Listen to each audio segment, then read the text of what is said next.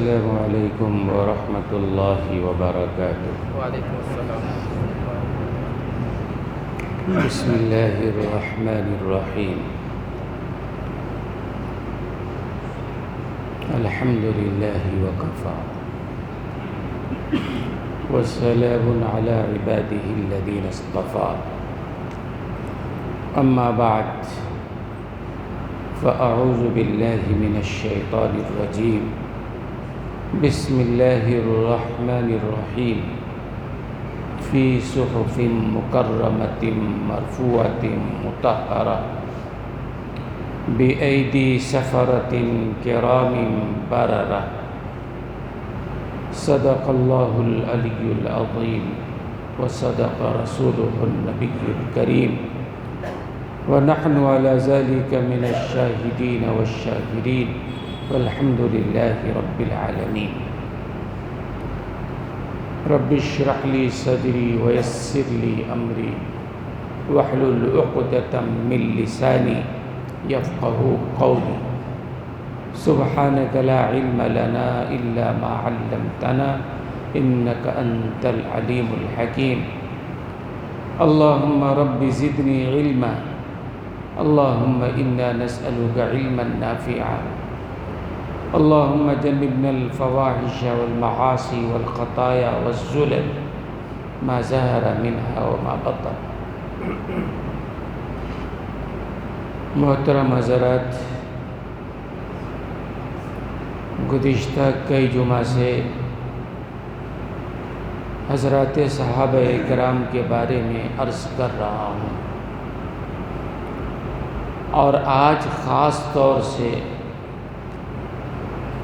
حضرت امیر معاویہ رضی اللہ تعالی عنہ کے بارے میں عرض کرنا ہے۔ صحابہ میں حضرت معاویہ رضی اللہ تعالی عنہ کو بڑا مطعون کیا جاتا ہے، اور بہت سارے لوگ ان کو برا بھلا کہتے ہیں، گالیاں دیتے ہیں، منافق کہتے ہیں، شیعہ تو شیعہ، کئی سنی بھی کہتے ہیں۔ حضرت امیر معاویہ، سب سے پہلی بات تو آپ کے ذہن میں وہ ہوگی کہ اللہ جس طرح انبیاء کو چنتا ہے ایسے ہی صحابہ کو بھی چنتا ہے۔ کوئی اپنی مرضی سے نبی نہیں بن سکتا ہے، ایسے ہی کوئی اپنی مرضی سے صحابی بھی نہیں بن سکتا ہے۔ اب قیامت تک کے لیے نبوت کا دروازہ بھی بند ہے اور صحابیت کا دروازہ بھی بند ہے۔ جب کوئی نبی نہیں آنے والا ہے تو کسی کے صحابی بننے کا سوال ہی نہیں پیدا ہوتا ہے۔ تو سب سے پہلی بات تو یہ کہ صحابہ کا مقام و مرتبہ پچھلے کئی جمعہ سے آپ نے سنا ہے۔ حضرت معاویہ رضی اللہ تعالی عنہ بھی صحابی ہیں، اور کوئی اگر کسی صحابی پر اعتراض کرتا ہے تو براہ راست اللہ پر اعتراض کرتا ہے، اللہ کے علم پر اعتراض کرتا ہے، اللہ کے انتخاب پر اعتراض کرتا ہے۔ اے اللہ، آپ کو معلوم نہیں تھا یہ معاویہ صحیح آدمی نہیں تھا، آپ نے غلط آدمی کا انتخاب کر لیا ہے۔ نبی کے خادم تھے حضرت معاویہ، مکے کے سردار حضرت ابو سفیان کے صاحبزادے تھے۔ حضور اکرم صلی اللہ علیہ وسلم کے پاس آئے ہیں، اور 23 سال کی عمر میں انہوں نے ایمان قبول کیا ہے، اور حضور اکرم صلی اللہ علیہ وسلم کے خادموں میں شامل ہوئے ہیں۔ 24 سال 23 سال کی عمر ہے۔ حضور اکرم صلی اللہ علیہ وسلم نے ان کو کاتب وحی میں شمار کیا تھا۔ صحابیت کا شرف تو اپنی جگہ ہے ہی، آپ نے کاتب وحی بھی بنایا تھا۔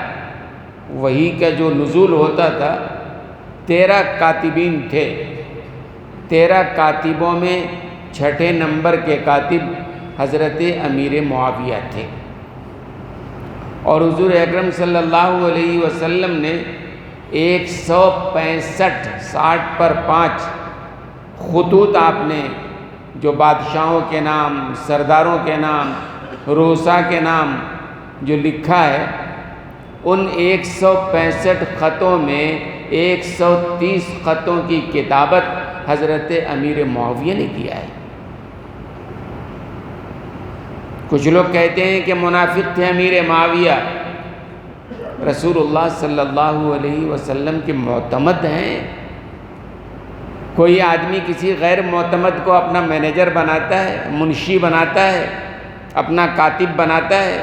رسول اللہ صلی اللہ علیہ وسلم نے ان کو اپنا کاتب بنا رکھا ہے، وحی کی کتابت بھی کر رہے ہیں، جو خطوط ارسال کیے جا رہے ہیں دعوتی خطوط، وہ بھی کتابت فرما رہے ہیں۔ حضرت امیر معاویہ کہتے ہیں کہ ایک دفعہ حضور اکرم صلی اللہ علیہ وسلم کو میں وضو کرا رہا تھا، وضو کے بعد جو وضو کا پانی بچ گیا، اللہ کے رسول نے میرے چہرے پر چھینٹے مارے، اور اللہ کے رسول نے فرمایا کہ معاویہ تمہیں جب حکومت ملے تو اللہ سے ڈرنا۔ حضرت امیر معاویہ کہتے ہیں کہ رسول اللہ نے کہا جب حکومت ملے، میں سمجھ گیا کہ حکومت مجھے ملنے والی ہے، کائنات کا نظام بدل سکتا ہے، نبی کی بات نہیں بدل سکتی ہے۔ سرکار نے فرمایا حکومت ملے تو تقوی اختیار کرنا، اور حضرت امیر معاویہ نے اسلامی سرحدوں کو جو پھیلایا ہے، اللہ اکبر۔ آپ کے علم میں ہوگا حضرت ابو بکر صدیق رضی اللہ تعالی عنہ کے خلافت کا زمانہ کم رہا ہے، سب سے کم رہا ہے، 2 سال 2 مہینے 10 دن کا عرصہ رہا ہے۔ حضرت ابو بکر صدیق رضی اللہ تعالیٰ عنہ 2 سال 2 مہینے 10 دن خلیفہ رہے ہیں۔ اس کے اندر آپ نے 11 لاکھ مربع میل پر آپ نے حکومت فرمایا، اور اس کے بعد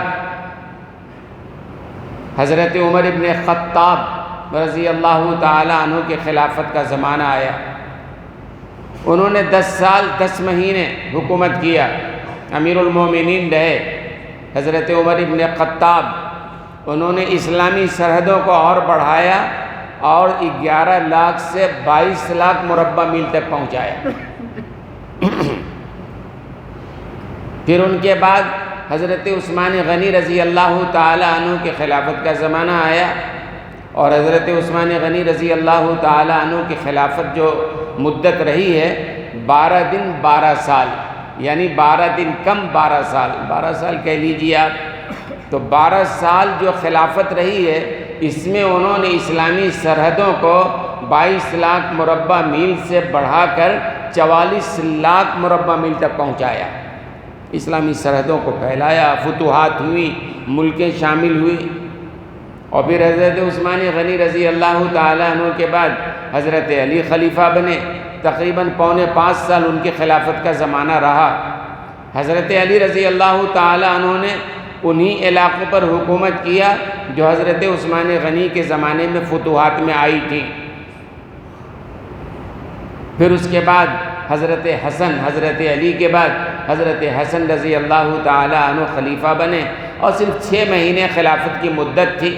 اس کے بعد حضرت حسن حسین نے حضرت امیر معاویہ کو سلطنت سونپ دیا کہ آپ ہی حکومت کیجئے۔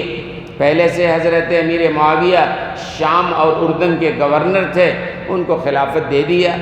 حضرت امیر معاویہ پورے 19 سال تک حکومت چلاتے رہے، 19 سال، اور اس 19 سال میں اسلامی سلطنت کے سرحدوں کو انہوں نے 64-65 لاکھ مربع میل تک پہنچا دیا۔ 65 لاکھ یعنی آدھی دنیا۔ جدید اٹلاس کے مطابق جو ہے یہ دنیا 1 کروڑ 20 لاکھ مربع میل پہ ہے۔ 1 کروڑ 20 لاکھ مربع میل خشکی کا علاقہ ہے، اور اس کا 3 گنا حصہ سمندری علاقہ ہے، پانی ہی پانی ہے۔ ایک حصہ 4 کا ایک حصہ، یہ 1,20,00,000 مربع میل خشکی ہے، جس پر یہ دنیا کے تقریباً 200 ممالک قائم ہیں، اور 200 ممالک میں تقریباً 57 ممالک مسلم ملک ہیں، نام کے صحیح اسلامی ممالک 57 ہیں، ایسی 70 جزیرے ہیں جو سمندروں میں آباد ہیں۔ تو آدھی دنیا حضرت امیر معاویہ نے 19 سال حکومت کیا، اور 19 سال میں اسلامی سرحد کو 44 لاکھ مربع میل سے بڑھا کر انہوں نے 64-65 لاکھ مربع میل تک پہنچایا۔ ایک انگریز مورخ کہتا ہے، اس نے حضرت امیر معاویہ کی سیرت لکھی ہے، انگریز صحابہ کی سیرت لکھی ہے، اس نے صحابہ کی سیرت 22 موٹی موٹی جلدوں میں لکھا ہے، اس میں سے 7 ویلوم جو ہے صرف حضرت امیر معاویہ کے لیے ہے، اور وہ کہتا ہے کہ امیر معاویہ جو ہے انہوں نے پوری دنیا کی آدھی دنیا پر حکومت کیا، اتنے بڑے حکمراں تھے۔ حضور اکرم صلی اللہ علیہ وسلم نے ان کے لیے دعا فرمائی تھی، اللہم اجعل ہادیا مہدیہ، اللہم اجعل معاویہ ہادیا مہدیہ، اے اللہ یہ معاویہ ہے نا، اس کو ہادی بھی بنائیے، مہدی بھی بنائیے۔ ہادی دوسروں کے ہدایت کا ذریعہ بننے والا، خود ہدایت یافتہ۔ حضرت امیر معاویہ کے لیے رسول اللہ صلی اللہ علیہ وسلم نے بہت سارے موقعوں پر بڑی دعائیں کی ہیں، اور خادم خاص کے طور پر شامل رہے ہیں۔ ایک موقع پر، وہ حدیث بخاری کی روایت ہے، جو لوگ حضرت معاویہ کو کمتر کہتے ہیں، اور اس کی وجہ وہ بتاتے ہیں کہ حضرت علی اور حضرت معاویہ رضی اللہ تعالی عنہما کی جنگ ہوئی تھی، اس بنیاد پر ایک طبقہ جو ہے حضرت امیر معاویہ کو گالیاں دیتا ہے۔ اللہ کے رسول صلی اللہ علیہ وسلم ایک دفعہ حضرت ام ہانی کے گھر میں آرام فرما رہے ہیں، دوپہر کا وقت ہے۔ یہ ام ہانی کون ہے؟ حضرت علی رضی اللہ تعالی عنہ کی بہن ہے، حضور اکرم صلی اللہ علیہ وسلم کی چچا زاد بہن ہے۔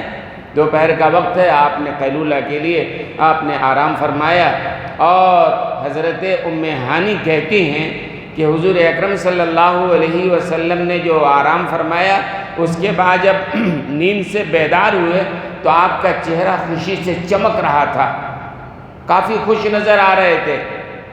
حضرت ام ہانی نے پوچھا، یا رسول اللہ کیا بات ہے؟ میں نے آج جتنا آپ کو دیکھا ہے کہ آپ کے چہرے پہ جتنی خوشی چمک رہی ہے، آپ خوش نظر آ رہے ہیں، اس سے پہلے میں نے کبھی اتنا خوش نہیں دیکھا ہے، کیا بات ہے؟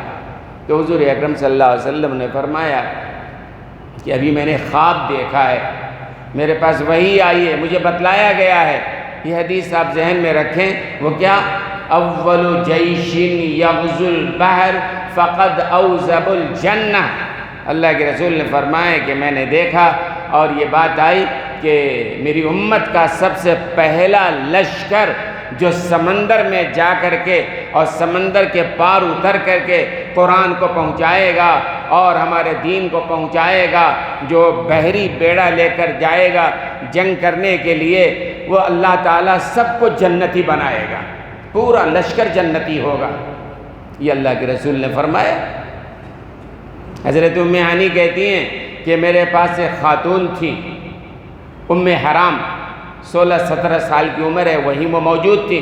حضور اکرم صلی اللہ علیہ وسلم نے جب یہ فرمایا، بشارت سنائی کہ میری امت کا پہلا لشکر جو سمندری جنگ کرے گا، جو سمندری جنگ کرے گا، جو بھی اس جنگ میں شریک ہوگا سب کے سب جنتی ہوں گے۔ ام حرام وہیں پر تھی، 16-17 سال کی عمر ہے۔ انہوں نے کہا، یا رسول اللہ صلی اللہ علیہ وسلم میرے لیے بھی دعا کر دیجئے، اللہ اس لشکر میں ہمیں بھی شامل فرمائے۔ حضور اکرم صلی اللہ علیہ وسلم نے نبوت والے ہاتھ اٹھائے، دعا فرمایا، اے اللہ اس لشکر میں ام حرام کو بھی شامل فرما۔ ام حرام کہتی ہیں کہ اللہ کے رسول نے دعا فرمایا، بات آئی گئی، ختم ہو گئی۔ میری شادی، یہ مکے میں تھی، کہتی ہیں کہ میری شادی مدینے میں ایک شخص سے ہوئی، میں مکے سے مدینے آ گئی اور انتظار کرتی رہی کہ اللہ کے رسول نے دعا فرمایا ہے کہ اس پہلے سمندری لشکر میں جو بھی شامل ہوگا وہ جنتی ہوگا، سب کا سب جنتی ہوگا، اور میرے لیے اللہ کے رسول نے دعا فرما دیا ہے کہ میں بھی اس میں شامل رہوں گی، لیکن کب ہوگا پتہ نہیں۔ سرکار دو عالم صلی اللہ علیہ وسلم کا زمانہ گزر گیا، حضرت ابوبکر صدیق خلیفہ بنائے گئے۔ میں انتظار میں رہی کہ شاید اب وہ زمانہ آئے گا کہ پہلا لشکر سمندروں میں اتر کر، سمندر میں اترنے کے بعد ہی فرانس ہے، کینیڈا ہے، امریکہ ہے، انڈونیشیا ہے، دوسرے جزائر تک پہنچنا ہے۔ وہ کب ہوگا پتہ نہیں۔ حضرت ابوبکر خلیفہ بنے، ان کا بھی زمانہ گزر گیا۔ حضرت عمر خلیفہ بنائے گئے، ان کا بھی زمانہ گزر گیا۔ میں انتظار میں ہوں کب وہ واقعہ پیش آتا ہے۔ حضرت ام حرام کہتی ہیں کہ میں مدینے میں تھی، انتظار کر رہی تھی۔ حضرت عثمان غنی رضی اللہ تعالیٰ عنہ کی خلافت کا زمانہ تھا۔ مدینے کے گلیوں میں ایک دفعہ میں نے سنا کوئی آدمی اعلان کر رہا ہے، بھائی جس کو جنتی بننا ہے وہ شام چلا جائے۔ امیر معاویہ سب سے پہلا وہ سمندری جنگ لڑنے کے لیے جا رہے ہیں، لہذا جس کو بھی جنتی بننا ہو شام چلا جائے۔ حضرت ام حرام نے سنا، راویہ خود یہ تھی، رسول اللہ نے براہ راست ان سے کہا تھا، انتظار میں بیٹھی تھی۔ انہوں نے جا کے اس آدمی سے پوچھا کیا بات ہے، اعلان کر رہے ہو نا؟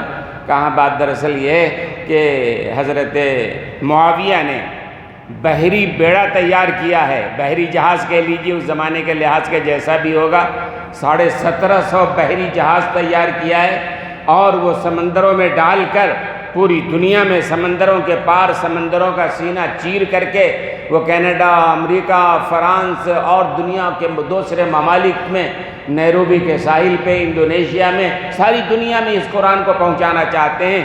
اور اللہ کے رسول نے یہ فرما دیا ہے کہ اس لشکر میں جو بھی شامل ہوگا سب جنتی ہوگا۔ ام حرام کہتی ہیں کہ اس حدیث کی راویہ تو میں ہوں، اللہ کے رسول نے مجھے ہی کہا تھا سب سے پہلے۔ فوراً گھر جاتی ہیں، گھر جا کے اپنے شوہر سے کہتی ہیں، شوہر کا نام ابن ملعان ہے، جا کے شوہر سے کہا چلو چلو جلدی کرو، جنت لینے کا وقت آ گیا ہے۔ رسول اللہ صلی اللہ علیہ وسلم نے میرے لیے جو دعا فرمائی تھی وہ جنت لینے کا وقت آ گیا، چلو تیاری کرو، ہم چلتے ہیں۔ مدینے میں ہیں یہ لوگ۔ فوراً وہاں سے اپنے شوہر کے ساتھ نکلی ہیں، مدینے سے شام پہنچی ہیں۔ شام پہنچی، امیر معاویہ شام میں ہی، وہیں کے گورنر تھے اس زمانے میں، وہ اردن اور شام کے گورنر تھے۔ تو حضرت امیر معاویہ کے پاس پہنچی ہیں۔ حضرت امیر معاویہ بہت پہلے سے، چونکہ شام ساحل سمندر پہ ہے، اور وہ چاہ رہے تھے کہ اجازت ملے تو یہ سمندر پار کر کے اور سمندر کا سینہ چیر کے اس کے بعد جو ممالک آتے ہیں وہاں ہم قرآن کو پہنچائیں، اسلام کو پہنچائیں، رسول اللہ کے دین کو پہنچائیں۔ تو حضرت عمر فاروق کے زمانے میں حضرت امیر معاویہ نے اجازت چاہی، کیونکہ مرکز کے تو بڑے وہی ہیں۔ تو انہوں نے پوچھا حضرت عمر ابن خطاب سے کہ حضرت آپ اجازت دیں تو ہم بحری جہاز تیار کریں۔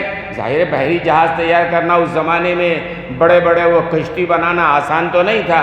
تو حضرت عمر ابن خطاب نے کہا کہ تمہاری خواہش بہت اچھی، لیکن ہمارے پاس فی الحال اتنے وسائل نہیں ہیں، اتنے ذرائع نہیں ہیں، یعنی اتنا پیسہ نہیں ہے کہ ہم اتنا پیسہ لگا سکیں۔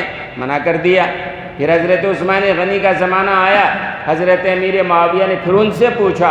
حضرت عثمان غنی نے کہا کہ بھائی اگر سمندری جہاز تیار کرنے کے لیے تمہارے صوبے جس کے گورنر ہو شام اور اردن، اگر اس کے پاس اتنا سرمایہ ہے، پیسہ ہے کہ وہ یہ کام کر سکتا ہے تو اجازت میری طرف سے ہے، اگر پیسہ دینے کی بات ہوگی تو وہ میرے لیے ممکن نہیں ہے۔ حضرت امیر معاویہ نے کہا نہیں ٹھیک ہے، اس کا انتظام ہم کر لیں گے، صرف اجازت آپ دیں۔ حضرت عثمان غنی رضی اللہ تعالیٰ عنہ نے اجازت دے دی، اور حضرت امیر معاویہ نے 40,000 فوجیوں کا لگا دیا۔ کہتے ہیں کئی مہینوں تک جنگلوں سے بڑے بڑے درخت کاٹے گئے اور کاٹ کر بڑی بڑی کشتیاں بنائی گئیں۔ آج کے زمانے میں کہہ لیجئے بحری جہاز بنائے گئے، ایک دو نہیں 1750 بحری جہاز امیر معاویہ نے بنایا۔ ساحل سمندر پہ 1750 بحری جہاز۔ اس زمانے کا جو سب سے بڑا طاقتور ملک تھا پاپائے روم تھا۔ پاپائے روم کے انڈر میں ہی فرانس بھی آتا تھا، کینیڈا بھی آتا تھا، سب اس کے ماتحت۔ پاپائے روم کے پاس بھی اس زمانے میں صرف 700 بحری جہاز تھے، اس کے پاس بھی اتنا نہیں تھا۔ جب ان کو معلوم ہوا کہ امیر معاویہ نے 1750 بحری جہاز تیار کر لیا ہے تو پاپائے روم کا جو بڑا تھا اس نے عیسائیوں کو جمع کیا اور اس نے کہا دیکھو امیر معاویہ نے اس طرح سے 1750 بحری جہاز تیار کر لیے ہیں، ہمارے پاس تو 750 ہی ہے۔ جس طریقے سے حضرت عمر ابن خطاب نے اسلام کو عرب سے عجم تک پہنچا دیا، اگر امیر معاویہ سمندر پار کر کے آ گئے تو یورپ میں بھی اسلام کو آنے سے کوئی روک نہیں سکے گا، ہمیں کسی بھی قیمت پر روکنا پڑے گا۔ وہ اپنے آدمیوں کو سمجھا رہا ہے۔ ادھر حضرت امیر معاویہ نے جو ہے وہ یہ کیا، جب کشتی تیار ہو گئی، 1750 بحری جہاز تیار ہو گئے تو حضرت امیر معاویہ نے اعلان کیا میرے ان دونوں صوبے میں، اردن میں اور شام میں جتنے بھی علماء ہیں، جتنے بھی حفاظ ہیں، جتنے بھی قاری ہیں، سب کو جمع کیا جائے۔ سب جمع کیے گئے، وہ تقریباً ہو گئے، وہ تقریباً 7500 علماء حفاظ قاری آ گئے۔ اور اس کے بعد امیر معاویہ نے کہا، ایک صاحب ایک حافظ قرآن کے عالم تھے حضرت کعب، انہوں نے پوچھا کہ کیا ہم لوگوں کو جمع کیوں کیا ہے، کیا بات ہے؟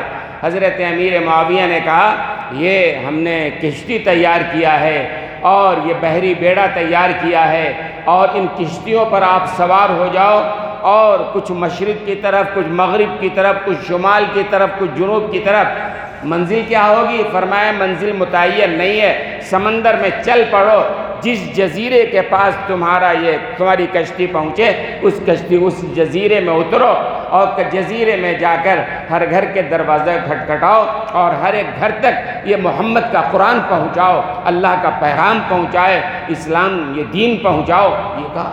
اب ان قاریوں نے کہا 7,500 ہیں کہ ہم نے گھروں میں کچھ نہیں کہا ہے، کچھ اطلاع نہیں دی ہے۔ امیر معاویہ نے کہا فکر مت کرو، میرے قاصد اطلاع دے دیں گے، تمہارے بیوی کا بچوں کا وظیفہ مقرر کر دیا جائے گا، گھر جانے کی اجازت نہیں ہے تمام فوجیوں کو۔ تو ام حرام کہتی ہیں کہ میں مدینے سے شام پہنچی تو دیکھا کہ بڑا مجمع لگا ہوا ہے اور امیر معاویہ تخت پہ بیٹھے ہیں۔ حضرت ام حرام گئیں اور جا کے انہوں نے کہا امیر معاویہ سے کہ وہ حدیث جو لوگوں میں مشہور ہے اول جیش یغزو البحر، اس کی راویہ میں ہوں۔ رسول اللہ صلی اللہ علیہ وسلم نے سب سے پہلے خواب سے بیدار ہو کر یہ حدیث جو سنائی تھی، میں بھی موجود تھی، میں راویہ ہوں حدیث کی۔ تو حضرت امیر معاویہ نے ان کی زبان سے وہ حدیث سنا اور فرمایا حضرت امیر معاویہ کی آنکھوں میں آنسو آ گئے، دعا کیا کہ اللہ کے رسول نے جو بشارت دی ہے، سب سے پہلے جو سمندر میں لشکر کشی کرے گا اور قرآن کو، اسلام کو سمندر کے پار، ساحلوں کے پار جب یہ پہنچائے گا، جو بھی پہنچائے گا، اس لشکر میں جو بھی ہوگا سارا لشکر جنتی ہوگا، اللہ سب کو جنت عطا فرمائے گا۔ میں نے خود حضور سے سنا ہے۔ حضرت امیر معاویہ کی آنکھوں میں آنسو آ گئے، دعا کی اللہ ہمارے ہاتھ سے یہ ہو۔ اور پھر اس کے بعد لشکر وہاں سے نکلا ہے، وہ ان جہازوں پر، بحری بیڑوں پر، سمندر کے راستہ متعین نہیں، منزل متعین نہیں، نکل پڑے سب لوگ، وہ علماء، حفاظ، وہ قراء اور وہ فوجی سب شامل ہیں۔ منزل متعین نہیں، جہاں کوئی گھر نظر آ رہا ہے، کہیں کوئی علاقہ نظر آ رہا ہے، جو کوئی شہر نظر آ رہا ہے، ہر جگہ وہ لوگ گئے ہیں، اسلام کا پیغام وہاں پہنچایا ہے۔ لہذا ایک انگریز مورخ کہتا ہے کہ اس کے ذریعے سے جو ہے نیروبی کے ساحل پہ انقلاب آیا ہے، یہ انڈونیشیا کے ساحلوں پر، جزیروں پہ انقلاب آیا ہے۔ تقریباً 70 جزیرے جو سمندروں میں دنیا میں آباد ہیں، ہر جزیرے تک امیر معاویہ نے اپنے لشکر کو پہنچایا ہے۔ تو حضرت امیر معاویہ نے تو اتنا بڑا کام کیا ہے۔ اور بھی بہت ساری حدیثیں ہیں۔ اللہ کے رسول صلی اللہ علیہ وسلم نے فرمایا کہ یہ احلم من امتی معاویہ، یہ معاویہ جو ہے میری امت کا سب سے بردبار انسان ہے، بڑا تحمل والا انسان ہے۔ بات چھوٹی سی بات تھی، حضرت علی اور حضرت معاویہ میں کچھ اختلافات تھے۔ حضرت امیر معاویہ یہ کہنا یہ تھا کہ عثمان غنی رضی اللہ تعالی عنہ کو جن لوگوں نے قتل کیا ہے ان سے بدلہ لو۔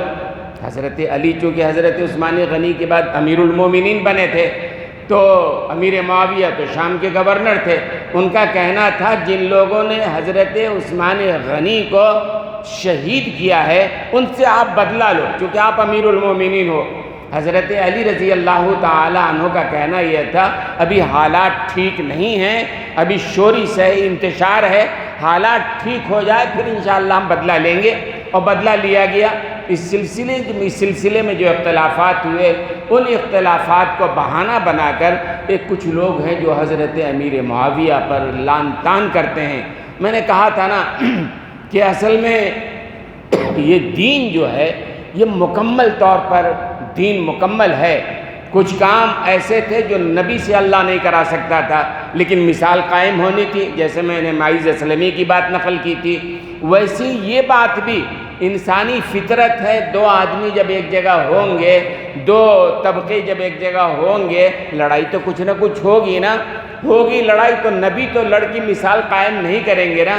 اللہ نے امیر معاویہ حضرت علی کے ذریعے سے وہ جنگ کر کے دنیا کے سامنے مثال پیش کیا ہے کہ لڑائی کے بعد بھی ان کے دلوں میں کینہ و کدورت نہیں ہے، ایک دوسرے کا احترام کر رہے ہیں۔ حضرت علی حضرت امیر معاویہ کا احترام کر رہے ہیں، حضرت امیر معاویہ حضرت علی کا احترام کر رہے ہیں۔ اس بنیاد پر ان کو منافق کہنا گویا رسول اللہ صلی اللہ علیہ وسلم کے صحابہ کو گالی دینا ہے۔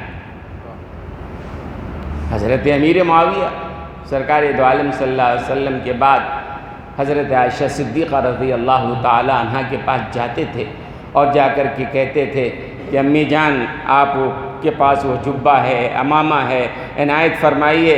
تو حضرت عائشہ صدیقہ دیتی، اپنے آنکھوں سے لگاتی تھیں، لگاتے امیر معاویہ، اور پھر اس کے بعد پانی میں بھگو کر پانی پی لیا کرتے تھے، اور کہتے تھے میری شفاعت کے لیے انشاءاللہ یہ کافی ہے۔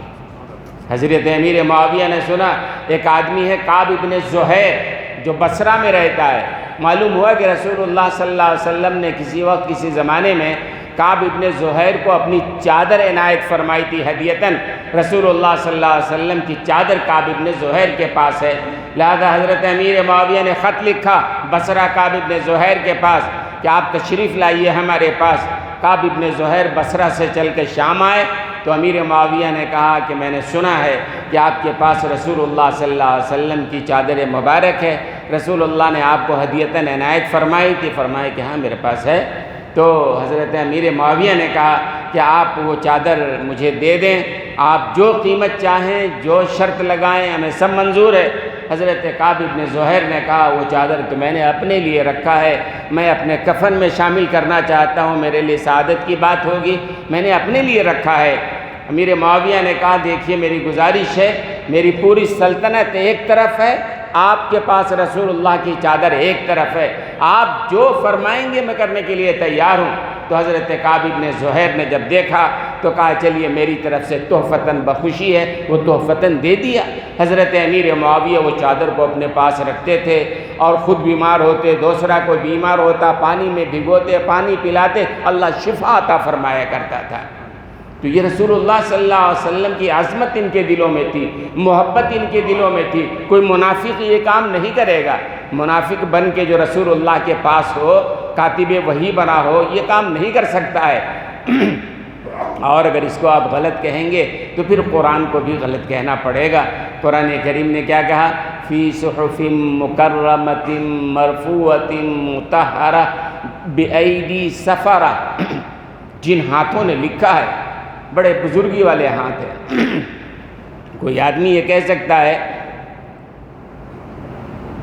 کہ ٹھیک ہے امیر معاویہ نے لکھا ہے، قرآن یہ کہہ رہا ہے کہ لکھنے والا ہاتھ بڑی بزرگی والا ہاتھ ہے، برکت والا ہاتھ ہے، لیکن دلوں میں کھوٹ، نفاق تو دل کا معاملہ ہے نا۔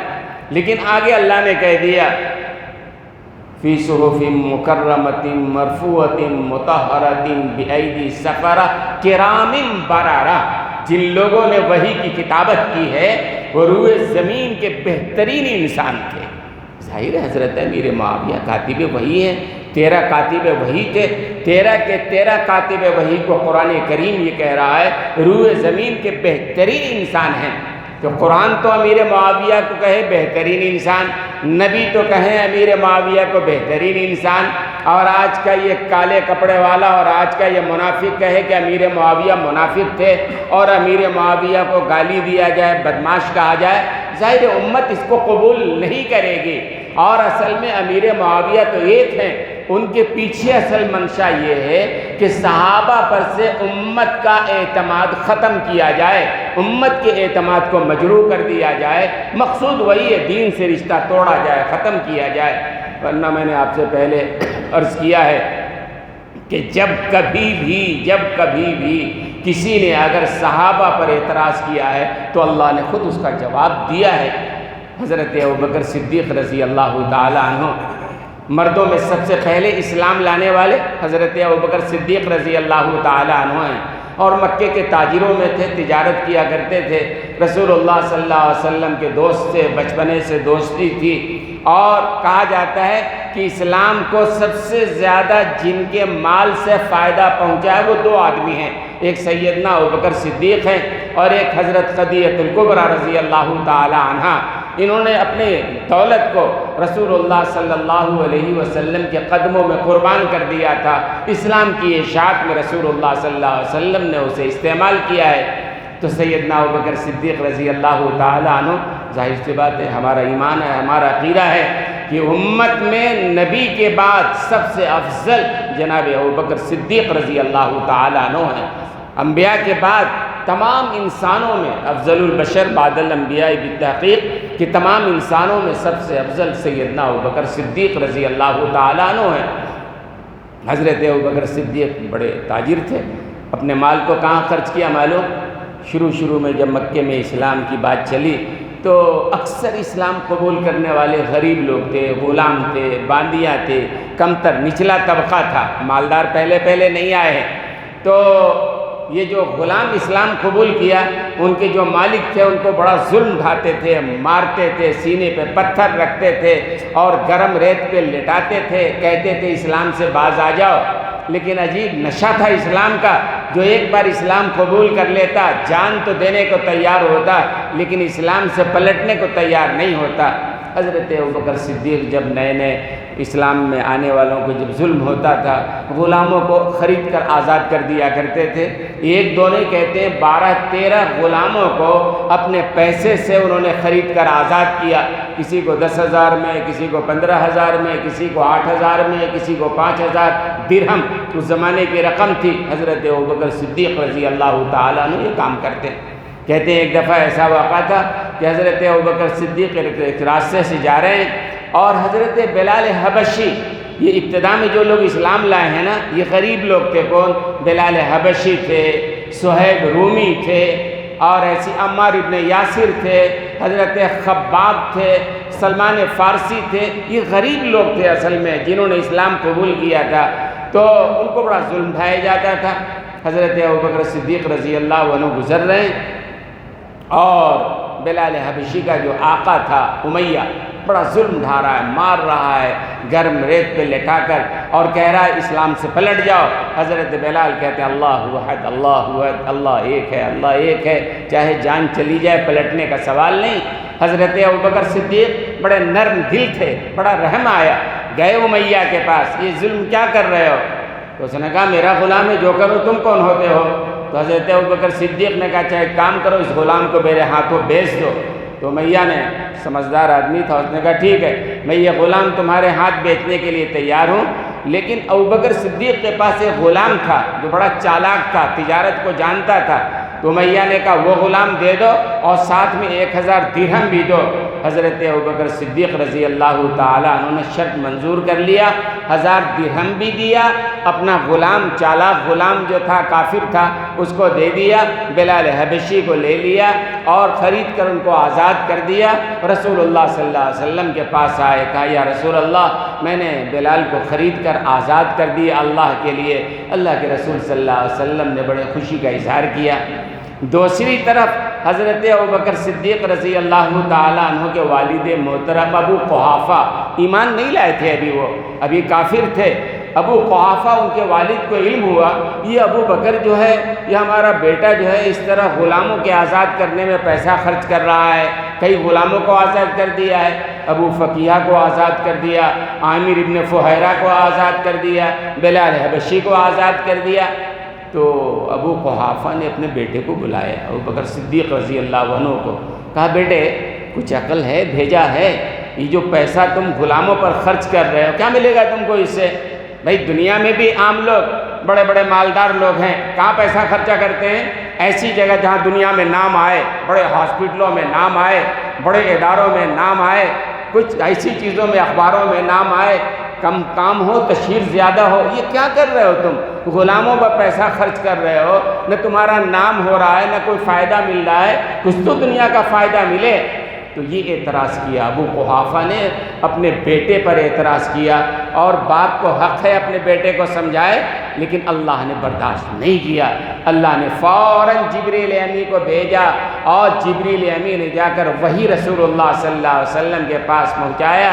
الا ابتغاء وجہ ربہ الاعلی، ابو بکر جو خرچ کر رہا ہے دنیا کی شہرت کے لیے نہیں، دنیا کے نام کے لیے نہیں، بلکہ اللہ کی رضا کے لیے خرچ کر رہا ہے، لہذا کوئی اعتراض نہ کرے۔ وہی بات کہ جب کبھی کسی نے نبی پر اعتراض کیا تو واسطے پر اعتراض ہوا، واسطے پر جب کبھی اعتراض ہوا ہے اللہ نے فوراً اس کا جواب دیا ہے، نبی نے بھی نہیں، اللہ نے خود جواب دیا ہے۔